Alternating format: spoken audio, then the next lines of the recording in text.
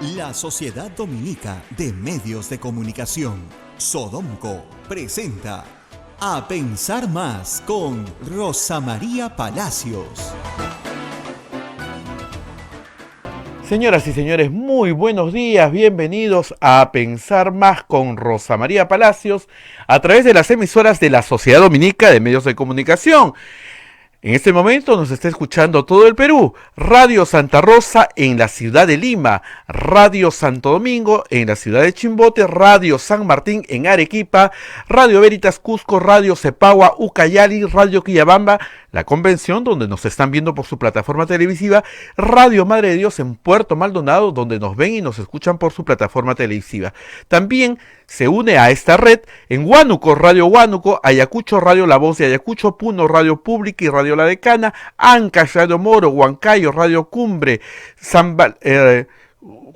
Juliaca, Radio San Valentín, Radio Milenio en Satipo, Radio Estación Solar en Abancay, Radio Oriente en Yurimaguas, Radio Los Ángeles en Cajamarca, Pumaquisterio, AM Tagua nos ponen podcast en todo el Perú y el mundo, todos los canales de Sodomco y de Radio Santa Rosa y también la página web www.radiosantarosa.com.pe. Bien, hoy es 18 de diciembre y ya estamos conectados con Rosa María Palacios, que ya está con la invitada. Rosa María, muy buenos días. Muy buenos días, Abel, muy buenos días a toda nuestra audiencia en todo el Perú y tenemos una invitada muy especial. Está con nosotros la presidenta del Consejo de Ministros, la doctora Violeta Bermúdez, para hablar de algunos temas. Hemos empezado muy puntual porque ya tiene una agenda muy recargada esta mañana. Doctora, muchas gracias por estar con nosotros. Muy buenos días, Rosa María. Muchas gracias a usted por la invitación. Yo quería empezar por un problema que todos observamos, doctora, que es la precariedad del gobierno. La inestabilidad del gobierno ha sido valorada negativamente por una agencia de riesgo internacional como Fitch. Ayer, por ejemplo, hemos tenido una amenaza muy concreta contra el presidente encargada del gobierno de llegar a no tramitar la defensa del Estado en el caso de ONP. Y la verdad es que sigue siendo el señor Sagasti. A ver, tenemos un poco de lluvia en el estudio, si me parece que alguien está con el micro abierto. No es acá, Rosa María, parece que es en el despacho de la ministra. Sí, porque la gente del despacho que no haga bulla. Por favor, qué raro. A ver, cierren la puerta. Gracias. No, sí, es que lo que pasa es que estamos en pleno centro de Lima, tal vez sea un poquito el ruido. Exacto. Bueno, le preguntaba por la precariedad, por todas estas señales de, bueno, nos censura el Congreso y nos vamos mañana. ¿Cómo administrarse en la precariedad? Bueno, sí, efectivamente, uno de los aspectos críticos, creo, de la realidad peruana es la precariedad institucional en general, en particular del Ejecutivo, después de, además, haber tenido en menos de un mes 3 presidentes con, entre comillas, la espada de Damocles de la vacancia, ¿no? Entonces, vacancias, censuras, en fin, hay muchos recursos que se utilizan para poner todavía más frágil aún la estabilidad democrática. Y yo creo que en el caso del gobierno de transición, uno de los aspectos que queremos fortalecer precisamente es la vigilancia no solamente social, sino también internacional. Por eso hemos decidido invitar a la misión de observadores de la OEA para que acompañen el proceso electoral de manera anticipada. En los últimos años ellos han venido solamente en los días previos a las elecciones, porque en realidad nuestro gobierno, dentro de todo, nuestro Estado peruano, ha demostrado que tiene instituciones electorales que se han ido fortaleciendo a lo largo de los años. Pero la misión de observadores de la OEA viene a respaldar el proceso electoral, pero sí, no claro, la permanencia en el tiempo de la presidencia del señor Sagasti. No, ese es el problema. Pero permíteme completar la idea. El tema es que ellos vienen a mirar el proceso electoral, pero el proceso electoral se da en un contexto del funcionamiento de las instituciones. Nosotros los hemos invitado a que se adelanten en una misión que llegaría en el mes de febrero para que acompañen yo diría más bien el escenario en el cual se van a desarrollar estas elecciones. Y el escenario tiene que ser un escenario que permita que las instituciones funcionen, ¿no? Yo creo que la presencia de una misión de la OEA de todas maneras puede contribuir a que este escenario tan convulsionado en el que vivimos en términos políticos tenga una mirada desde fuera que permita que los actores recoloquen sus posiciones y también que permita que haya espacios de participación ciudadana que puedan expresar la importancia de tener un ambiente, entre comillas, sano para tener unas elecciones transparentes y finalmente se elija a quienes van a asumir el gobierno el 28 de julio del próximo año. Parece ser que los que están interesados en la inestabilidad no les interesan mucho las próximas elecciones, es decir, esta ha sido una amenaza muy concreta a la presidenta del Congreso. Si usted no espera hasta el último día para contestar, para alargar la vigencia de una norma que es francamente inconstitucional, entonces la vamos a censurar. Y al censurar a ella, censuran a toda la mesa y censuran al presidente de la República. Amenaza de Podemos, a la cual UPP se ha plegado también, no tendrían ningún problema en censurarla. Sí, lo que señala es cierto, son prácticas políticas realmente muy lamentables, pero que es importante develar para que la ciudadanía también tome cuenta de lo que está pasando, porque a veces no hay conciencia ciudadana de lo que pasa realmente en términos de el uso de las instituciones o determinadas figuras jurídicas para poder poner en un escenario mucho más frágil el sistema democrático, ¿no? Estamos en una enorme fragilidad, es bueno que usted lo reconozca, pero sin embargo también hay algunos triunfos. Hoy conocemos todos los peruanos que la ley de ascensos, manifiestamente inconstitucional, es la segunda que se declara en menos de 4 meses inconstitucional a este Congreso, y vienen 2 más. Claro. Y en este caso por unanimidad, entiendo. Por unanimidad, el tribunal le ha dicho al Congreso, ustedes no pueden gastar plata. Eso es lo que dicen, ustedes no pueden gastar plata. 1.150 millones de soles sin presupuestar están prohibidos de hacerlo. Efectivamente. Porque ya tenían la ley de peajes, donde se les dijo, ustedes no pueden modificar contratos, está prohibido por la Constitución. Ahora se les dice, ustedes no pueden gastar lo ajeno. Ya está claro. Sin embargo, insisten. Es un triunfo para ustedes también, pero de todas maneras está la ley de ONPs, y la ley CAS. Las dos son carísimas e impagables. En el caso de la ley de ONPs, felizmente el tribunal ha admitido rápidamente la demanda, ya entendemos que ha corrido traslado, me parece que el 11 de diciembre al Congreso de la República, y entiendo que la mesa directiva se ha comprometido a responder en el más breve término, porque definitivamente... No la dejan. Quiere que no responda en el más breve término, y algo peor, que la contestación del Congreso la revisen los voceros, como si tuvieran atribuciones de defensa legal de la institución, cuando eso lo tiene el procurador público. O sea, ni siquiera conocen la ley.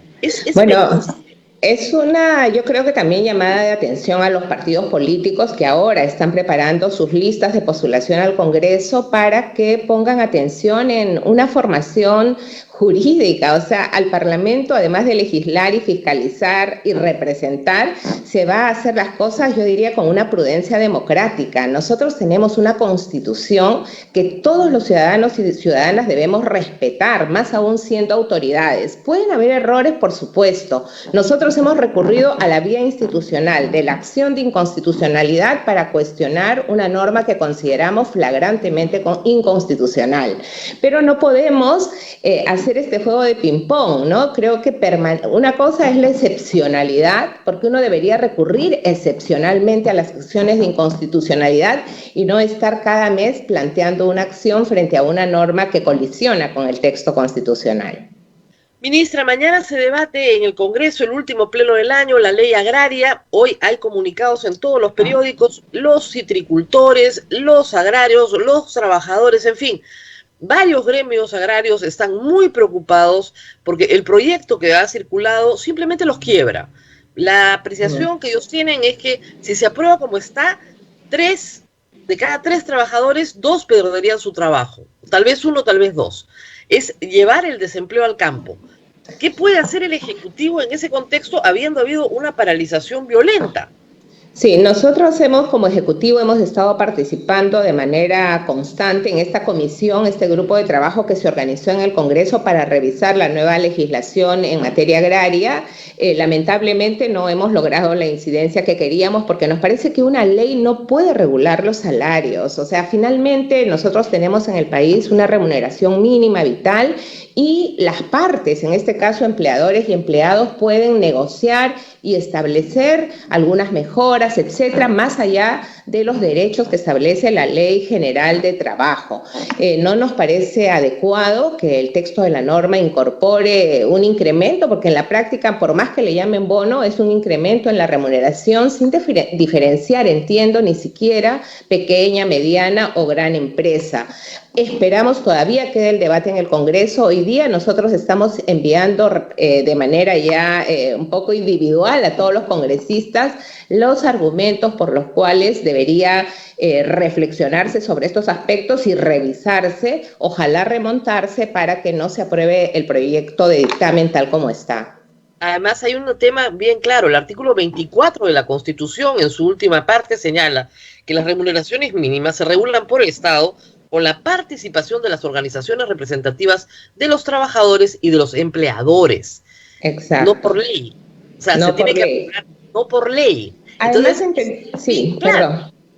Sí, decía que además nosotros hemos tenido la oportunidad de reunirnos tanto con trabajadores del agro como con agroexportadores y vemos que de parte de las organizaciones, de las empresas, hay interés en negociar, en revisar algunos de los planteamientos, pero eso se hace bilateralmente. No podemos imponer por ley, como usted bien señala, una remuneración que además va a alterar todo el sistema porque mañana otro gremio va a querer que le incrementen la remuneración siguiendo la misma lógica de esta norma. Yo todavía de verdad espero que se haga una revisión de este aspecto porque puede ocasionar más problemas en la inversión en general en el Estado y además, de los particulares. No se nota mucho, pero digamos, esa remuneración de 50 soles diarios que están discutiendo en el Congreso es la que pagan las grandes empresas exportadoras, ya la pagan. A ellas, a los más grandes, no los afectas en absolutamente nada, pero sí afectas al chico que sí está con las justas, que está en la cadena de producción. Entonces, es bien serio dejar a un tercio a un sector pequeño dentro del campo, porque esa formalidad es pequeña dentro del campo, dejarla sin trabajo. No, y además ese tipo de normas además lo que fomentan en realidad en la práctica es la informalidad, porque las personas que van a necesitar trabajar lo van a hacer por menos incluso del monto que vienen recibiendo ahora y eso es lo que se quiere erradicar. Lo que se quiere buscar es que haya empleo formal con condiciones dignas, por supuesto, pero de acuerdo a la remuneración mínima vital como un referente y algunos otros beneficios que de acuerdo al tamaño de la empresa, a las condiciones laborales puedan negociar entre trabajadores y agroexportadores, ¿no? ¿Usted cree que van a triunfar como han triunfado el Ejecutivo con la ley de ascensos en el Tribunal Constitucional? Porque a igual razón, igual derecho. Entonces, ¿usted cree que la ley CAS, la ley de la ONP, va a obedecer a la misma jurisprudencia ya sentada? Bueno, debería ser, porque si lo que se está cuestionando es que el Congreso no está cumpliendo con una norma constitucional que le impide tomar decisiones en materia económica, debería ser el mismo resultado, ¿no? Y por eso es que también otro de los aspectos importantes que se ha señalado desde el Ejecutivo y desde otros sectores es que en este momento no debería avanzarse en el cambio de la conformación de los integrantes del Tribunal Constitucional, porque eso puede también cambiar la lógica de la interpretación de las normas. Muy bien. El tema de vacunas, ministra, yo sé que es un tema de la ministra Macetti, pero es un tema caliente y genera muchísima preocupación.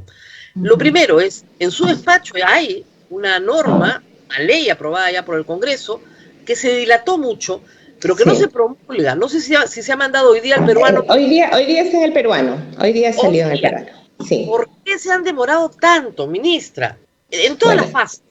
Sí, bueno, mire, yo puedo dar cuenta de las últimas 3 semanas, en realidad. Claro. Creo que en el Congreso ha habido todo un debate. Entiendo que uno de los temas de discusión era sobre la obligatoriedad o no de ponerse las vacunas. En fin, finalmente ya tenemos la norma. Como ha señalado bien el presidente Sagasti, miremos adelante porque si volvemos a regresar atrás, de verdad, en este momento no nos parece que es lo adecuado, ¿no? Estamos de acuerdo Ya. en que hay que buscar la vacuna, pero digamos, y su posición tiene que ser neutral, pero usted entenderá que estamos en medio de una campaña electoral y Sí. buscar culpables va a ser inevitable en el ajetreo, sobre todo teniendo al expresidente Vizcarra postulando. Entonces, es evidente que se van a buscar culpables. Sí, lo que no, Pero sí, díganme qué van a hacer en el futuro.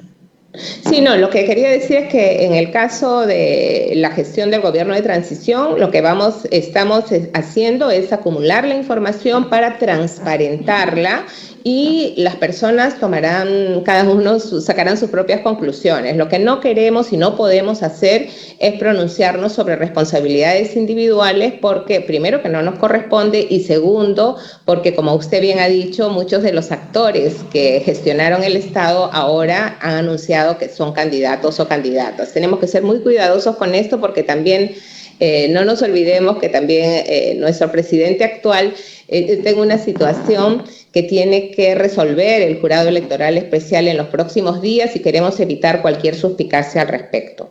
El problema, doctora, es la burocracia del MINSA. Si usted lee las declaraciones del señor Prato, del señor Reuche, o sea, miembros del Comando Vacuna del sector privado, no les hicieron caso, no, ellos les dijeron que el Perú tenía que apostar por algunas vacunas, aun cuando estas no existieran. Y en la mente de un burócrata peruano, comprar lo que no existe es ir preso. Entonces, no lo iban a hacer. En el Perú no se compra lo que no existe porque significa que Contraloría viene y te lleva cargado.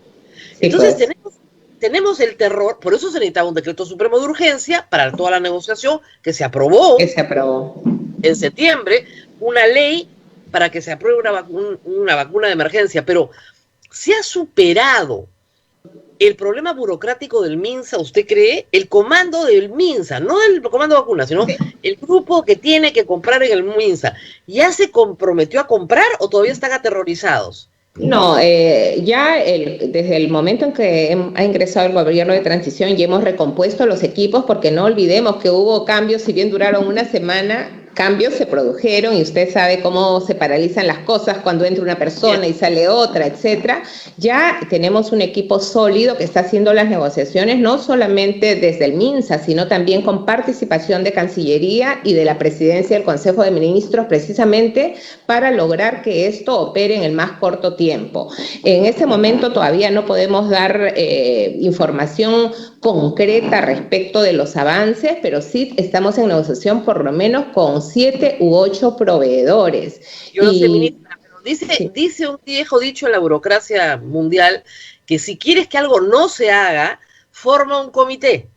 No hemos formado un comité, tenemos la responsabilidad del MINSA, estamos acompañando la negociación Cancillería porque se trata de negociaciones de naturaleza internacional y desde la Presidencia del Consejo de Ministros porque si se necesita la intervención de algún otro sector u órgano del Estado, nosotros tenemos la función de articulación, no es una comisión, yo también detesto formar comisiones porque sabemos que eso patean las decisiones.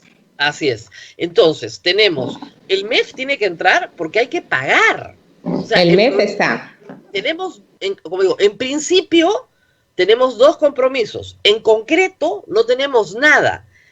Y es una pena, ministra, porque, o sea, todos leemos los medios, en el mundo entero se están vacunando. Europa... Se están vacunando en 2 o 3 países, no todavía en el mundo entero. Ojalá en el mundo entero nos estuviéramos vacunando ya. Pero yo pido... Estados Unidos empieza esta semana después de Navidad. Chile está empezando en enero.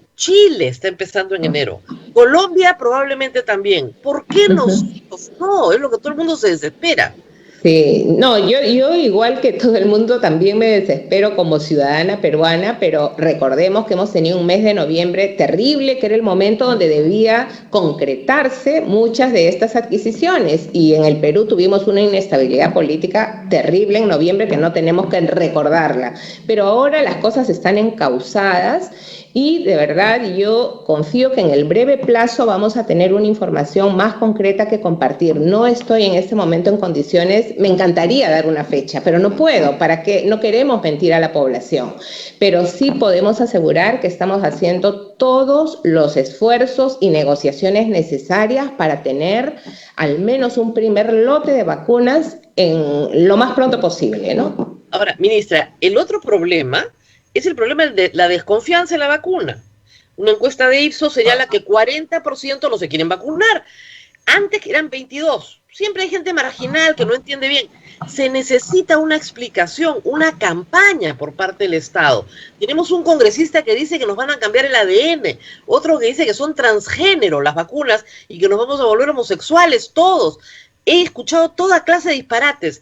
Le pido por favor que hagan una campaña. Nosotros en los medios no podemos solos. Sí, no, definitivamente, y precisamente hemos pedido a la Secretaría de Coordinación o de Comunicación Social de la Presidencia del Consejo de Ministros que diseñe con los equipos de comunicaciones de los sectores especialmente involucrados una campaña que pueda servir. Además tiene que ser una campaña que tiene que reconocer la diversidad de nuestro país, que tiene que tener un mensaje distinto para la zona rural, para la zona amazónica, para las comunidades que no son ni las mismas herramientas ni tampoco el mismo mensaje.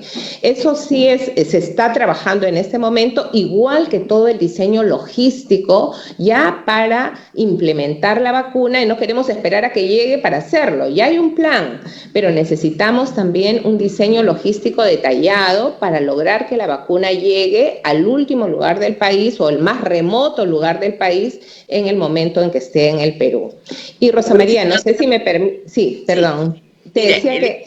Ministra, el gobierno del señor Vizcarra nunca quiso colaborar activamente con el sector privado. Esa es la verdad. Entonces, en el tema de una alianza público-privada, se podrían lograr grandes cosas. Por ejemplo, toda la industria pesquera tiene la mejor cadena de frío del Perú, en toda la costa. Y se puede contar con ellos, estarían felices de contar con ellos. Y otra, la industria alimentaria, la industria de la agroexportación. Es decir, hay cadena de frío en el sector privado. ¿Por qué no se juega con ellos? No, ya estamos en coordinación con el sector privado y ellos ya nos han puesto a disposición estos recursos y otros adicionales, y por eso es que decidimos formar este grupo de trabajo que anuncié en la conferencia de prensa del miércoles, que es un grupo de trabajo de apoyo a la implementación del proceso de vacunación, y hemos pedido al señor Carlos Neuhaus que él sea el secretario técnico para poder precisamente coordinar todo este apoyo que viene del sector privado, de la cooperación internacional, lo que tenemos en el sector público. Afortunadamente hay un grupo de empresarios que ya ha ido avanzando en colaboración con el Estado con hacer este inventario de recursos que existen. Han ido a ver estos frigoríficos gigantes que existen, que usted bien señala en el ámbito pesquero, pero también tienen que adecuarse, no todos son aptos para la conservación de las vacunas, pero sí estamos en coordinación estrecha con ella, en lo personal con ellos. He sostenido varias reuniones de trabajo y por eso queremos institucionalizarlo, porque sabemos que hay iniciativas como el grupo o el Comando Vacuna o grupos de ciudadanos que están interesados en colaborar, pero si no los articulamos, a veces esta cooperación, hay frustración en el afán de colaborar porque no se canaliza su aporte a nivel institucional. Entonces, no sé, este fin de semana debe estar saliendo la norma de creación de este grupo de trabajo y en los próximos días designando al señor Neuhaus para liderarlo. Entonces, sí, Rosa María, quiero darte la tranquilidad de que al menos estamos poniendo atención en estos temas críticos y, por supuesto, recibiendo también la crítica constructiva para seguir mejorando. Ministra, yo he peleado toda la pandemia con el gobierno de Vizcarra por las medidas absurdas. Sin carro 24 y 25, usted perjudica únicamente a la clase media, que es la que tiene vehículo particular. Y no solamente la revienta, ¿no es cierto?, sino que la obliga a viajar en transporte público donde sí se contamina. Y solo 48 horas. Eso no es un confinamiento. Estábamos hartos de las medidas absurdas. Altera los planes familiares. Altera, si yo tengo mi carrito, me hago mi prueba molecular y quiero ir a ver a mi mamá, ¿por qué me tengo que ir a pie o en un vehículo de transporte público? O sea, ¿por qué altera la vida privada de la gente sin ningún respeto? Discúlpeme que se lo diga, pero no tiene ningún sentido su norma, ningún sentido. Bueno, mire, nosotros hemos valorado también, así como hay la opinión que usted nos manifiesta, otros criterios respecto de lo que significó el impedir la circulación de los vehículos particulares los domingos en términos de la movilización de las personas. Aquí lo que se ha tratado de hacer es, y esperamos que logre estos efectos, es disuadir a las personas de que sobre todo el día 24, porque el 25 generalmente es un día más tranquilo en términos sociales, históricamente, con pandemia o sin pandemia, de estar movilizándose y continuar con las aglomeraciones. Y también hay un mensaje de que realmente evitemos las reuniones familiares y las reuniones sociales con las personas que no convivimos, ¿no? Es un mensaje que penaliza a un solo grupo social. ¿Y por qué permiten lo que está pasando en los centros comerciales? O sea, ahí sí 60% de aforo. Sí permiten mesa redonda, ningún problema. Yo el 24 me pude ir a mesa redonda con 15.000 personas, ningún problema. Pero no, el control de los conglomerados y de los centros comerciales es un control que estamos coordinando con las municipalidades, quienes tienen la competencia de hacerlo. Estamos reforzando ese control con personal policial e incluso con apoyo de las Fuerzas Armadas. Pero la también percepción que tenemos que todo lo que es gratis se prohíbe, todo lo que hay que pagar se permite, todo lo que es gratis, que sea un poco de bienestar emocional para las personas, es perseguido por el Estado peruano. Desde la época de Vizcarra, nosotros pensábamos que iba a haber un cambio con este gobierno y sacan estas medidas y es lo mismo de siempre, normas. Pero acá no se está confinando a las personas a estar en la casa, en primer lugar. O sea, las personas pueden circular. Ahora acordémonos que estamos hablando de 2 días, que son 2 días tradicionalmente que han movilizado muchas personas y tenemos que aprender nuevas pautas de comportamiento. Pero, ministra, ¿qué cree que va a obtener? No va a obtener nada. Bueno, ya lo veremos después ojalá que las personas, ahora, no solamente las personas de clase media tienen vehículos, hay muchos vehículos particulares en los diferentes sectores sociales. Es cierto que están concentrados en determinada clase social, pero lo que queremos es evitar que las personas estén cargando. La familia va a tomar un taxi, va a tomar un vehículo que lo va a contagiar. Usted no puede entrometerse en los planes de la vida privada de las personas creyendo que los puede alterar. Pero lo que fastidia es que yo creía que con la caída de Vizcarra eso acababa y regresan las mismas normas absurdas. Nos roban los feriados, esta vez usted nos regala uno, pero es la alteración de la vida cotidiana de la gente en un año en que la hemos tenido alterada todos los días del año. Entonces, bueno, la fiesta de Navidad es una fiesta emotiva. Sí, por supuesto, es una fiesta emotiva, pero tenemos que celebrar de forma distinta. Mira, yo quiero justo terminar con ese mensaje. Yo sé que este año ha sido muy difícil para todas las personas, especialmente para las niñas, para los niños, que de la noche a la mañana tuvieron que quedar confinados en sus hogares. Los adultos finalmente nos podemos organizar y pasarla mejor y podemos comprender qué es lo que está pasando. Pero en estas fiestas de fin de año nos parece que es importantísimo también que reflexionemos que no es responsable ir a ver a los familiares con los que no cohabitamos, porque podemos llevar la enfermedad, no sabemos, existen personas asintomáticas, ¿por qué exponernos al riesgo? Esperamos que la actitud responsable venga de todas las personas, ¿no? Y que los niños y las niñas comprendan que lo que queremos es protegernos y protegerlos. Ese es el mensaje que queremos transmitir. Yo me hago una prueba molecular, estoy aislada, voy a ver a mi madre. ¿Qué posibilidad de contagio tengo? 0. Normalmente la persona que tiene un carro puede pagarse una prueba molecular. Pero usted me obliga a tomarme un taxi, luego de hacerme una prueba molecular, ¿no es cierto?, para ir a ver a mi madre. Entonces, ¿qué hizo? Me metió en un vehículo de transporte público, donde yo no debería estar, porque el vehículo de transporte privado me protege porque es mío, es parte de mi ámbito.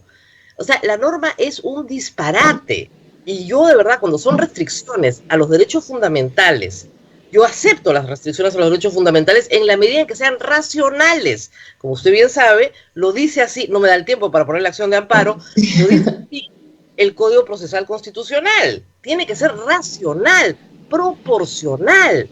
Si usted me dice, hay un brote epidémico, nos vamos 15 días a confinamiento, perfecto, no nos queda otra, solo lo esencial afuera y todos adentro, pero tiene que ser racional. Lo que yo discuto es la racionalidad. Yo sé que la gente del Ministerio de Salud la debe haber convencido, ¿ya? Pero de verdad que no tiene ningún sentido, no es racional. Bueno, Rosa María, son puntos de vista, ya está, la decisión está tomada y tratemos de llevarlo lo mejor posible para que después del 24 y 25 de pronto evaluemos cuál ha sido el impacto y de ser necesario, nosotros estamos abiertos a poder hacer ajustes cuando las cosas lo requieran. De ser necesario y vemos que no sirvió para nada, pues retrocedemos, todavía tenemos el 31 y 1. Yo te agradezco mucho por la oportunidad de esta conversación. Tiene que ir, pero una pregunta. Sí, tengo otro compromiso, sí. Sus ministros están exhaustos, señora. Tiene que llevarlos a un tipo de clínica del sueño. Tienen toda la razón de estar cansados, todos lo estamos. Pero de verdad, o sea, los ministros están muy cansados, se les ha visto muy cansados. Entonces, algún tipo de consulta médica con la ministra Massetti. Bueno, primero que son los ministros del Estado peruano, están en el gabinete que la verdad es que me honra en presidir, son personas que están trabajando a full, es cierto, y lo están haciendo precisamente porque hay un acumulado en esta gestión, no tienes idea, no tienes la mínima idea. Entonces, sí, ya hemos conversado que tenemos que cuidar nuestra salud para poder cuidar la salud de los demás. Y ese es el mensaje que queremos dar. Cuidémonos para poder cuidar de los demás. Y te agradezco mucho por esta entrevista. Va a haber otras ocasiones de conversar un poquito más largo. De todas maneras, encantada siempre de hablar contigo y mil disculpas, pero tengo otra entrevista coordinada previamente. Yo lo sé. Muchísimas gracias a la señora primera ministra. Gracias. Apoyo técnico de la presidencia del Consejo de Ministros que nos está ayudando, y nosotros vamos a una pausa, Abel, para continuar con el programa. Continuamos con A Pensar Más a través de las emisoras de la Sociedad Dominica de Medios de Comunicación: Lima, Radio Santa Rosa; Chimbote, Radio Santo Domingo; Arequipa, Radio San Martín; Cusco, Radio Veritas; Ucayali, Radio Cepagua; La Convención, Radio Quillabamba; Puerto Maldonado, Radio Madre de Dios; en Huánuco, Radio Huánuco; Ayacucho, Radio La Voz de Ayacucho; Puno, Radio Pública; Ángel de Moro; Huancayo, Radio Cumbres; Atipo, Radio Milenio; Lampa, Radio San Valentín; Abancay, Radio Estación Solar; Yurimagua, Radio Oriente; Cajamarca, Radio Los Ángeles; Apumaque Estéreo; AM Tagua. Nos ponen podcast en todo el Perú y el mundo, y también la página web de Radio Santa Rosa, www.radiosantarosa.com.p. Rosa María, adelante. Bueno, tenemos varias cosas que comentar. Esta entrevista un poco corta, hubiera preferido yo que sea un poquito más larga, con la ministra Violeta Bermúdez, en circunstancias muy difíciles, hay que decirlo, para ella y los ministros que la acompañan. Yo realmente creo que lo que vimos en la conferencia de prensa el miércoles fue ministros muy cansados. Nadie se queda dormido y cabecea si es que no está verdaderamente exhausto o durmiendo muy pocas horas. Y eso hay que saberlo. Como nos acaba de decir, hay un acumulado de muchas cosas que no se resuelven. Es curioso, en el Estado peruano hay cosas que permanentemente son pendientes perpetuos. Entonces, al principio, cuando uno llega a un gobierno y se encuentra con estos pendientes, dice, pero ¿por qué no se ha resuelto? Y a los pocos meses te das cuenta de que no son tan fáciles de resolver, y a los años te das cuenta que nadie las va a resolver. Entonces continúan como pendientes hasta que llega otro gobierno y dice, esto ¿por qué nadie lo ha resuelto? ¿No es cierto? Entonces sí, me imagino que deben estar todavía con la sorpresa de quien entra, ¿no es cierto?, a ocupar un cargo en pocas semanas. Normalmente, cuando entra un gobierno, lo veremos ahora en junio y julio, hay un proceso de transferencia, ¿no es cierto? Dicen, bueno, esto es lo que está pasando aquí, esto es lo que tenemos acá, estos contratos, estos pagos, estos... Como quien deja uno su casa a otra persona. El problema es que este gobierno, el gobierno del señor Sagasti, no ha tenido una transición de nada. Ellos son la transición en sí mismos. Entonces, claro, es muy difícil. Y podemos culpar efectivamente a muchos por el tema de las vacunas, pero sí ha habido una combinación, creo yo, letal para el Perú, letal, de una burocracia en el MINSA que no compra lo que no existe. Aunque les parezca mentira, ese es el problema más grave. Se siente y dice, ya, vamos a comprar una vacuna. ¿La vacuna está lista? No, está en fase 3 de ensayo. No ha entrado a fase 4. Entonces, ¿qué cosa vamos a comprar? Vamos a comprar el ensayo. En Chile y en Colombia pueden comprar las cosas que no existen sin ningún problema. En el Perú, no. Porque buenos funcionarios, gente honrada, no quiere terminar presa. Ese es el problema. Ustedes dirán, pero es un disparate, como tantos disparates con los que nos tenemos que enfrentar en el Estado peruano. O sea, las personas honradas dicen, ya, yo compro lo que no existe. Y si después no existe, supongamos que el ensayo sale mal, ¿qué hago? ¿Me van a devolver mi plata? ¿No me van a devolver mi plata? El Estado peruano va a tener que reclamar durante años que le devuelvan lo que no le dieron. Entonces, eso genera mucho problema. Y piensen ustedes todos los problemas que han habido con compras para la pandemia en marzo, abril y mayo. Es decir, ya hay investigaciones sobre compras de pruebas moleculares, hay investigaciones sobre compra de pruebas rápidas, investigaciones sobre compra de productos de protección personal. Es decir, una serie de observaciones de Contraloría a compras que se hicieron de emergencia. Algunas mañosamente, de acuerdo, sobre todo las de la Policía Nacional, pero al Ministerio de Salud ya lo están investigando por varias compras realizadas. Entonces dicen, ¿saben qué? Mejor ya no compramos nada. O sea, nadie me va a meter preso por no comprar nada. Me van a meter preso si compro algo. Conclusión burocrática, no compro nada. Y claro, en el camino nos morimos todos los peruanos.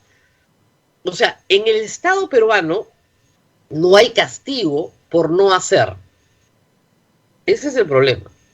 Sí hay en el Código Penal una omisión de funciones, por supuesto, pero en general no hay castigo por no hacer. Castigo por hacer hay de todas maneras.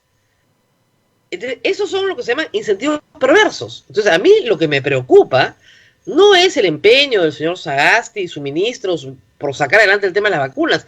Es que la burocracia abajo es exactamente la misma y está condicionada por los mismos reflejos y por los mismos incentivos perversos. Y eso no se supera con una ley, no se supera con un decreto de urgencia, se supera con un cambio de actitud. Y es muy difícil que tú cambies la actitud de las personas. Ahora, hay que decir que hoy ya se están comercializando vacunas en el mundo, ¿ok? Ya se están colocando en seres humanos. Entonces, presumo que la burocracia del MINSA tendrá menos terror. Y que se pague. A Pfizer hay que pagarle. Y hay gente que dice, hay vacunas más baratas. Bueno, pero estas son las que hemos conseguido. ¿No es cierto? Es como ustedes le dijeran, bueno, miren, para esta Navidad tenemos este pavo. Hablando de pavo, ha habido una concertación de precios del pavo, ¿no? Pero dice, yo conozco un sitio más barato. Ah, qué bueno, pero queda como a 20 kilómetros, ¿no es cierto? No tengo carro, no puedo ir a pie, mejor me compro este que es un poquito, pero me ahorra el viaje. Entonces tiene sus pros y sus contras, como todo producto. Entonces tienes que sentarte a evaluar. Yo estoy segura que en este momento están negociando con todas las empresas del mundo que hacen vacunas y con todos los estados del mundo que hacen vacunas para comprar. Pero lo cierto es que Chile está vacunando después de Navidad. ¿Cuál es la lección? Que la inestabilidad política, lo expliqué ayer, tiene costos. Lo que hace el Congreso tiene un costo enorme. Vacar presidentes tiene un costo porque no se toman las decisiones que se tienen que tomar en el medio de una crisis sanitaria. O sea, si el Congreso no hubiese estado tan empeñado desde julio en vacar al presidente de la República, hubiera sacado rápidamente esta ley que se está promulgando hoy, debió haber salido en septiembre, porque fue remitida por el Ejecutivo con carácter de urgencia en septiembre. Y se ha terminado debatiendo en diciembre. Y hemos escuchado a congresistas pararse a decir que la vacuna te cambia el ADN. A un congresista que es médico, yo no sé cómo el colegio médico no hace algo, pero en fin. Entonces, ¿qué es lo que tenemos? Un problema de inestabilidad política, por un lado, y un problema de burocracia por el otro. Entonces, los dos problemas juntos son letales para los peruanos. Como es letal la inestabilidad que tenemos, que afecta a la economía peruana. O sea, que Fitch califique a Perú como un país estable, a un país negativa su calificación, y que hoy día hay una entrevista a una representante de Fitch diciendo que los proyectos presentados por el Congreso, o sea, promulgados por el Congreso finalmente por insistencia, son proyectos que destruyen las perspectivas presupuestales del Perú y por lo tanto califican al Perú como un país con una economía negativa. Eso es lo que ha hecho el Congreso. Ellos creen que es inocuo, que la plata es eterna, que tú repartes nomás y ya está. No, no es inocuo. Genera un efecto en todos los peruanos. Están a punto de dejar sin trabajo a 1/3 de los trabajadores agrícolas del Perú. No les entran balas, ¿eh? Les da lo mismo. Y ahí yo sí quiero ver la protesta.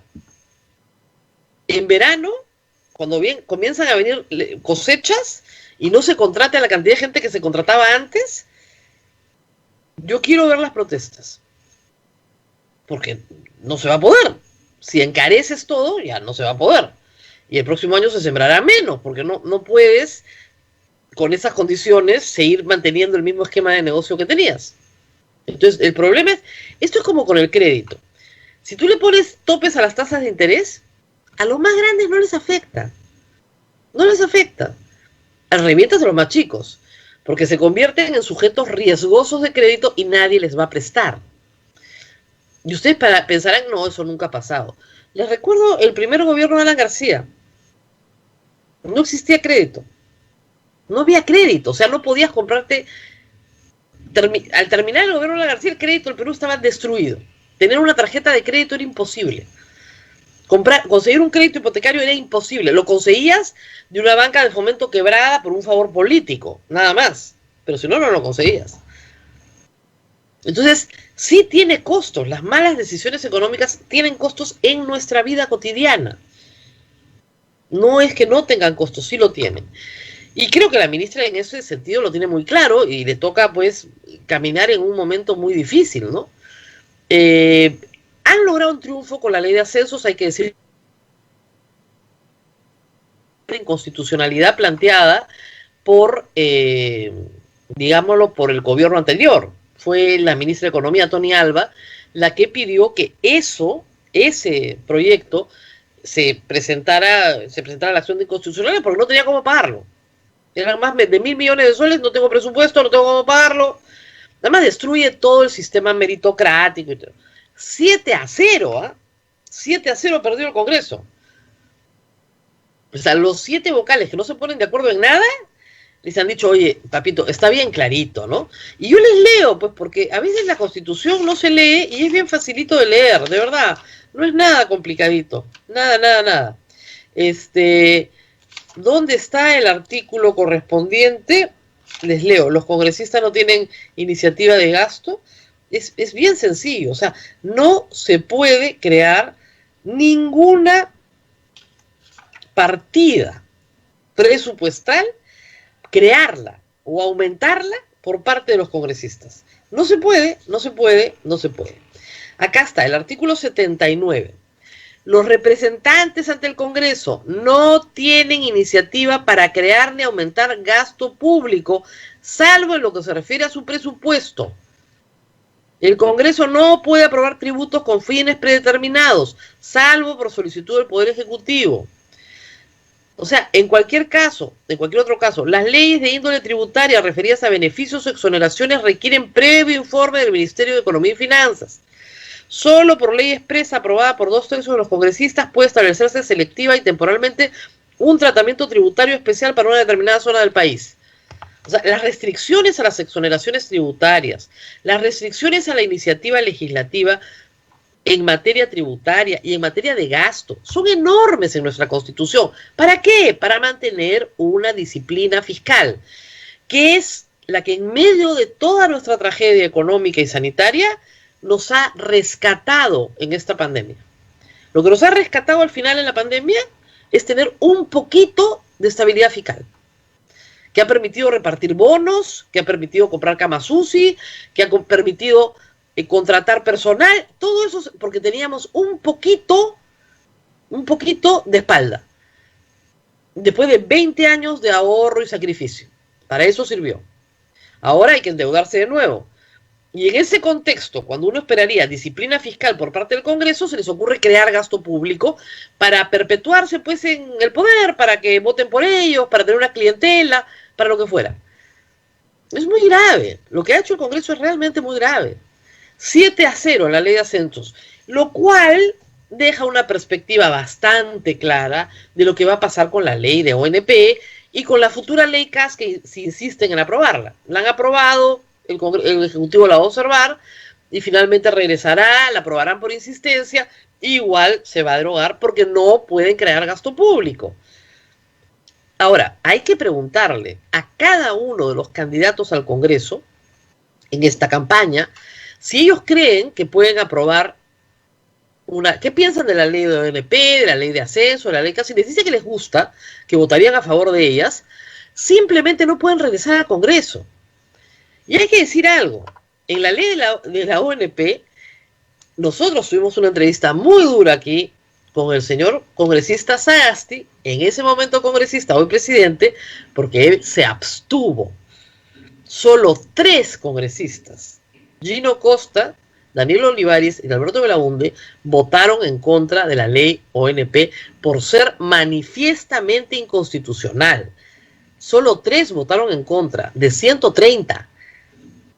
Entonces, encontrar 3 justos en Sodoma es bien difícil. Por eso les digo, lo que venga implica que a cada congresista que postule se le tiene que preguntar qué piensa de esa ley. Es la prueba ácida. Es como preguntarle, ¿usted cree que hubo un golpe de Estado? Ayer lo hice con Olivera, ya vieron el resultado. Prueba ácida. ¿Usted cree? No, acá no hubo un golpe de Estado. Perfecto, siguiente. Ya estamos. Nos queda claro. No tenemos mucho tiempo, hay muchos candidatos, entonces tenemos que hacer algunas preguntas para saber a dónde están. Si tenemos un candidato que nos dice que él apoya que se devuelva la ONP, ya sabemos lo que quiere, quebrar al fisco. Eso no le conviene al Estado peruano, ni a nosotros, ni a la sociedad. Entonces creo que tenemos pruebas ahí, clarísimas. Y bueno, creo que la ministra se llevó de mi parte una réplica dura por el tema de las prohibiciones absurdas en tiempos difíciles, ¿no? La ministra es una muy buena abogada, y conoce constitucional muchísimo, y sabe perfectamente que toda restricción a la libertad tiene que ser razonable y proporcional, aún en estado de emergencia. Y eso está acá también en la Constitución, o en realidad está en el Código Procesal Constitucional. Toda restricción tiene que ser proporcional al fin buscado y razonable. Si el fin buscado es evitar el contagio, ¿ok? Me tienes que explicar cómo prohibir los autos particulares va a eliminar el contagio o restringirlo radicalmente, en la medida en que eso justifique la prohibición de la movilidad personal. Y eso, que si hubiera habido más tiempo, le preguntaba por el toque de queda. No sé si ustedes saben, pero tenemos toque de queda en todo el Perú, de 12 de la noche a 4 de la mañana. ¿Por qué tenemos toque? Nadie lo fiscaliza a estas alturas, ¿eh? Por si acaso. Yo he tenido que sacar a un paciente de la clínica después del toque de queda, preocupadísimos con los papeles de la clínica para demostrar, con una funda blanca para decir, bandera, las luces prendidas dentro del carro. O sea, no era una distancia muy grande, pero había que dejarlo en su casa. Nadie nos paró. Y tenía yo todos los papeles de la clínica que demostraban, o sea, era un paciente ambulatorio, lo estábamos sacando para llevarlo a su casa. Así que, ¿por qué tenemos toque de queda? ¿Me recuerda a alguien? Una restricción a la libertad de tránsito. ¿Por qué? No lo sé. Además, en otros países, las restricciones a la libertad de reunión tienen ciertas normas. No más de 5 personas. Perfecto, no más de 5 personas. Con la mascarilla puesta. Acá es, no saques tu carro. Entonces, ya, y el resto, en fin. Abel, Así no es, sé si Rosa tenemos María. alguna pregunta del público, porque hoy día nos vamos temprano. ¿Qué opinas de lo que ha dicho el congresista Manuel Merino en su tierra? Ha dicho que lo sacaron porque era provinciano, que se discriminaba, por eso lo sacaron del poder. Ah, sí, ¿y qué cosa es Vizcarra? Lo vacaron porque era provinciano. Pobre, no se enteró que Moquegua también es provincia. Ay, Dios mío. ¿Qué cree? ¿Que solamente hay provincias en el norte del país y en el sur no hay? Qué gracioso, la verdad. Me sacaron porque era provinciano.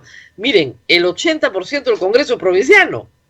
Sus pares lo sacaron. Ahora, además, recordemos algo. Todo el Perú marchó. No solo Lima, todo el Perú.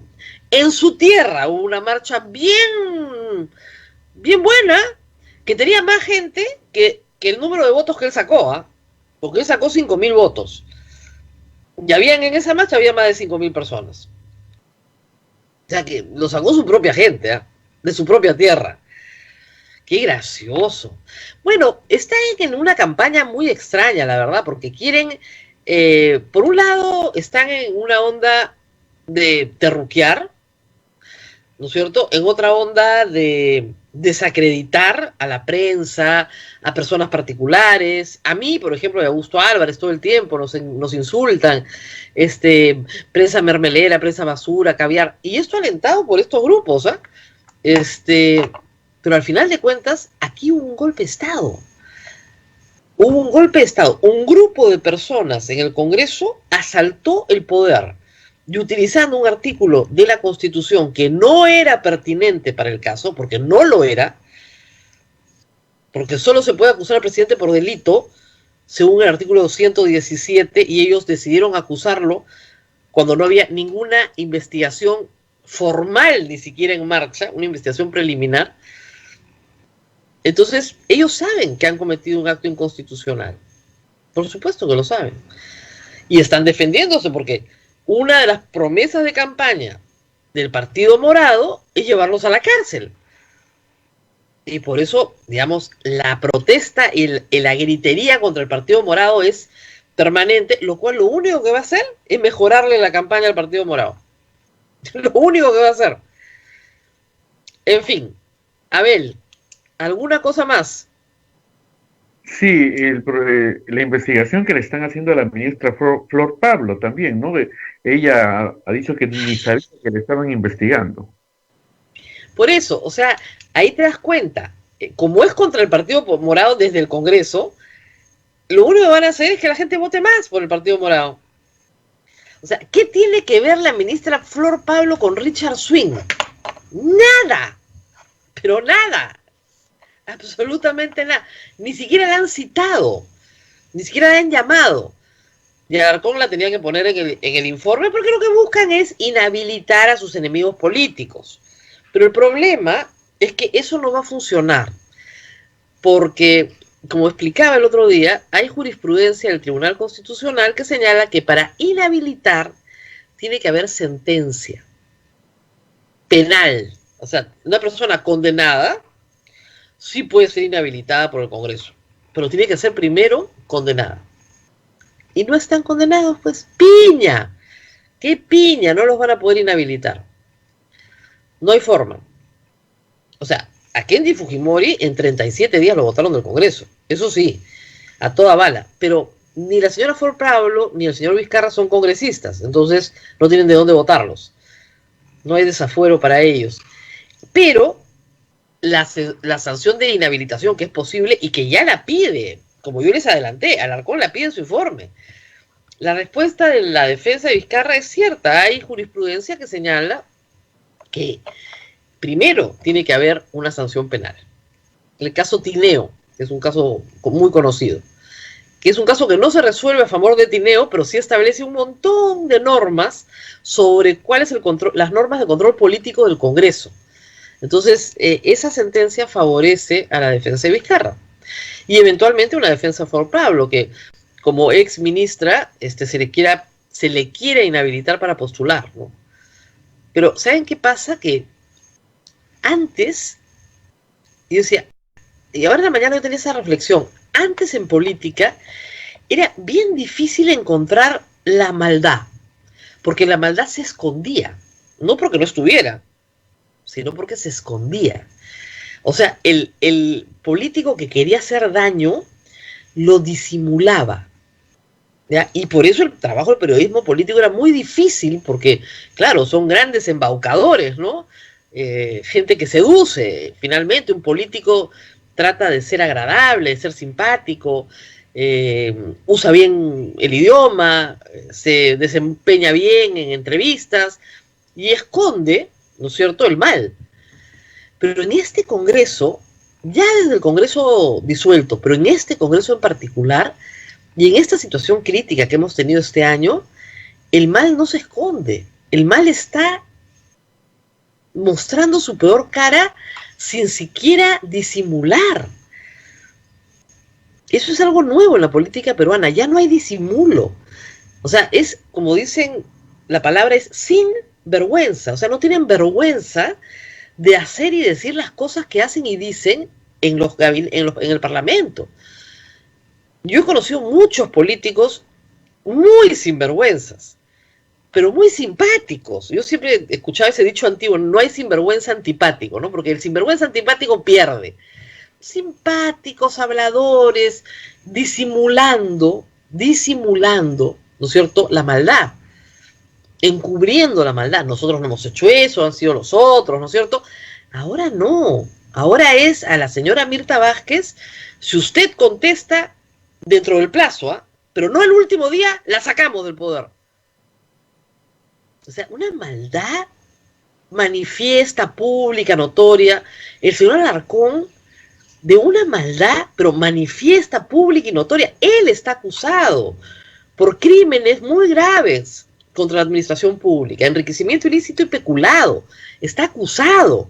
No estamos hablando de una investigación preparatoria. Esa ya terminó. Tiene acusación fiscal de la fiscal de la Nación ante el Congreso de la República. Entonces, en vez de defenderse, ataca. La maldad manifiesta públicamente. Leo en Twitter cosas que hace 10 años yo no hubiera esperado leer. De verdad, hace 10 años yo no hubiera leído eso de un político. O sea, si ustedes leen el timeline de José Luna Morales, por ejemplo, se quedan con la boca abierta. Este no puede ser el lenguaje de un político. O sea, se mete con la vida privada de la gente. O sea, pero cosas bien que antes se disimulaban. Y yo lo que creo es que se ha perdido la vergüenza. Se ha perdido la vergüenza de una manera notable en este Congreso. O sea, el señor Merino insultando, ¿no es cierto? Bueno, si un fiscal Lavallato insulta de la forma en la que lo hemos escuchado insultar, por decirle la verdad, porque su fiscalía fue funcional a los intereses de los golpistas, absolutamente funcional. Les dio la excusa pauteada, yo no me he olvidado, domingo a domingo. ¿Y qué hizo el señor? En vez de responder, oh, qué casualidad, justo yo iba sacando esto y se iban vacando al presidente de la República, ups, ¿no? ¿Qué respondió? Insulto y medio. Insulto y medio. O sea, no han perdido completamente la vergüenza. Antes la gente se medía un poquito más, ¿no? Disimulaba. Ahora, algunos de nuestros oyentes dirán, bueno, es mejor. Sí, a veces pienso que es mejor, porque, claro, la hipocresía hacía que uno dude, ¿no? Entonces tú veías, pues, no sé, a Alejandro Toledo, que finalmente era mitómano, tenía sus defectos personales, ¿no es cierto? Pero en fin, pero nadie le podía haber atribuido que hubiera robado la cantidad de plata que había robado, porque lo disimulaba, pues, ¿no? Ustedes dirán, no, ahora es mejor, ahora no disimulan, entonces es claro lo que son. Pero ojalá que eso sirva para que el electorado abra los ojos y vea lo que tenemos en el Congreso y vea lo que no queremos tener en el próximo Congreso. O sea, personas que no conocen la Constitución, que no conocen la ley, que tuercen la ley para su beneficio personal, que están en el Congreso por negocios particulares, no para servir al país. Porque miren, mucha gente en el Perú ha servido al Perú durante décadas con ideas muy diversas y han peleado por sus ideas. Y ha habido conflicto en la visión de la economía, en la visión de lo que debe ser la sociedad peruana, gran conflicto político. Pero nadie podía decir que el otro no estaba ahí con una visión diferente, pero pensando que los intereses del país eran primero que los suyos. O sea, un aprista y un comunista podrían haber debatido a muerte, ¿no es cierto? Un social cristiano del PPC con un aprista podrían haber debatido a muerte y tener dos percepciones distintas del país. Pero al final de cuentas, nadie los podía acusar de no tener el interés del país primero. Hoy en día, eso se acabó. Es la Universidad Telesub, la Universidad César Vallejo, ¿no es cierto? El negocito de tal cosa, el agro para no sé quién. O sea, depende de los negocios particulares de los que están involucrados en el Congreso. Tremendo. Bueno, Abel, son las 9:02, hoy día nos vamos temprano. No sé si hay alguna pregunta del público en el camino. Nos vamos Bien, temprano. El Tribunal Constitucional, Rosa María, es la tercera norma que está diciéndole que es inconstitucional a este Congreso. Ellos saben que va a ser declarada inconstitucional. ¿Qué buscan? ¿Hacer quedar mal al Ejecutivo? ¿Quiénes son los malos de la película en este momento? No, mira, yo lo que creo, mira, a ver, en el Congreso disuelto, o sea, en este quinquenio, va a haber récord de normas, leyes declaradas inconstitucionales. Pero récord de récord, ¿eh? Observad, creo que rompimos todos los récords, pero inconstitucionales. A ver, la ley Mordaza, la que le quitaba la publicidad privada al Estado, esa fue declarada inconstitucional. La norma que modificó la cuestión de confianza, declarada inconstitucional. Las dos auspiciadas por el congresista Mulder. ¿Ya? En este Congreso, la de los peajes, inconstitucional. La de ascensos, inconstitucional. Y viene la de la ONP y te he puesto que la del CAS. 6 en un quinquenio es increíble. Y en este Congreso, que tiene de marzo a hoy diciembre 9 meses o 8 meses, que en 8 meses de funcionamiento te declaren 2 normas inconstitucionales, como decía la ministra, una cosa que es absolutamente excepcional y que debe pasar una vez en un quinquenio, es un escándalo. No saben legislar. ¿Por qué lo hacen? Porque creen que se pueden ganar alguito, porque son unos criollitos, ¿no? Entonces, a ver qué le sacamos al Estado, si hacemos esto, entonces nos da alguito, negociamos, cuando es manifiestamente inconstitucional. No dejan mal al Ejecutivo, le hacen creer a la gente que ellos les pueden dar algo, pero la gente no es estúpida, y llega un momento que dice, bueno, un momentito, o sea, eso no es verdad, tú me estás engañando, tú me estás vendiendo la plaza de armas, como decían en mi familia, tú me estás vendiendo el tranvía, no me puedes vender el tranvía porque no es tuyo, no me puedes vender la plaza de armas. Estos señores son especialistas en venderle a la población la plaza de armas. El Tumi de Oro, el cuento de tierra, y la gente no es idiota, pues sabe perfectamente que no le puedes vender la plaza de armas. Pero confían en que la gente sea idiota, en eso confían, en que tú te creas que de verdad están preocupados por ti, y que te van a dar tu ONP, te van a dar tu CAS, no te pueden dar nada. Te están vendiendo la plaza de armas. Bueno, va a llegar un momento en que la gente va a decir, bueno, si tú eres una persona que me quiere engañar, que me quiere estafar, nunca más en mi vida voto por ti. A ver si se te pasa la capacidad de engañarme. ¿No? Eso espero. Bueno, a ver, la próxima semana tenemos programa 21, 22, 23, 24, 25 es feriado, gracias al presidente de la República, el 24. Haremos algo navideño, ¿no? Tendremos que hacer algo navideño porque la verdad es que ya estamos a puertas de la fiesta y si no fuera porque Abel pone el arbolito con mucha fe y el nacimiento con gran determinación para no perder el espíritu navideño, no hablaríamos de Navidad nada, ¿no? La verdad es que ha sido una Navidad tan rara, tan diferente sobre todo, ¿no? Y a mí me hace gracia cuando desde el Estado nos dicen, queremos que pasen una Navidad diferente. ¿Qué cree? ¿Que no la estamos pasando diferente? 840,000 limeños se quedaron sin trabajo y no lo han recuperado. ¿Qué cree? ¿Que no va a ser diferente? Va a ser bien diferente. Ay, Dios mío. Muy bien. Bien. A ver. Sí, nos tenemos que ir, Rosa María, pero bueno, simplemente renovar nuestro agradecimiento a todos los que nos han ayudado con la rifa. Hoy día es el sorteo, va a ser a las 10 de la mañana, 10:15, por ahí empezaremos con el sorteo, en un programa especial que vamos a hacer, compartiendo con los que quieran vernos a través de la señal de Facebook, de la radio, vamos a estar transmitiendo. Así que, bien, solamente agradecerles por la gentileza de que nos han ayudado bastante y hay para reparar algunos equipos que andaban malitos. Uy. y que hay que repararlos. Uy. Porque si no...